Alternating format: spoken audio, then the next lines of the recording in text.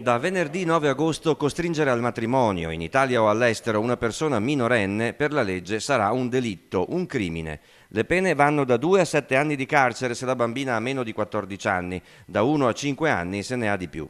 La legge, soprannominata Codice Rosso, modificando il codice di procedura penale, ha inasprito la detenzione per i reati di violenza sessuale in generale e per quelli di violenza su bambini. Ha introdotto il reato di sfregio del volto. Aumentate infine le pene in tutti i casi di violenza domestica e di genere e la diffusione di immagini o video sessualmente espliciti.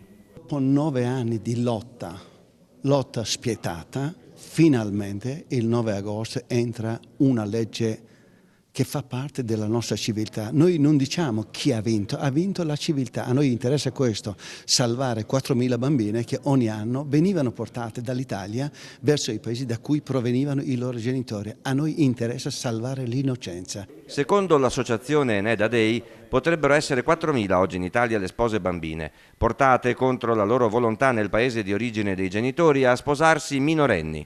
I dati sono imprecisi e il motivo c'è. Nel Veneto noi possiamo parlare di quella ragazza di provenienza Bangladesh che papà l'aveva venduta in cambio di 30.000 euro. Per fortuna l'acquirente è stato condannato a 8 anni di carcere. Le notizie frammentarie noi leggiamo sui giornali. In realtà non esiste una fondazione come quella di Fondazione per l'Infanzia che faceva anche delle ricerche perché era uno strumento del Parlamento e del governo.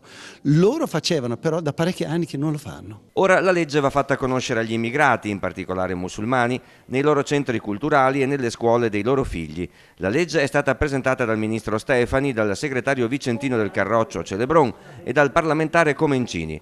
C'è stata trasversalità nella scrittura della legge? Non proprio, diciamo, sicuramente c'è stato chi avrebbe voluto sottovalutare la problematica, avrebbe voluto metterla giù in una chiave di visione diversa, ma la realtà è che il problema c'è, è grave, va contrastato con decisione, non ci si può nascondere di fronte a problematiche come quelle del fondamentalismo islamico che va assolutamente combattuto con determinazione.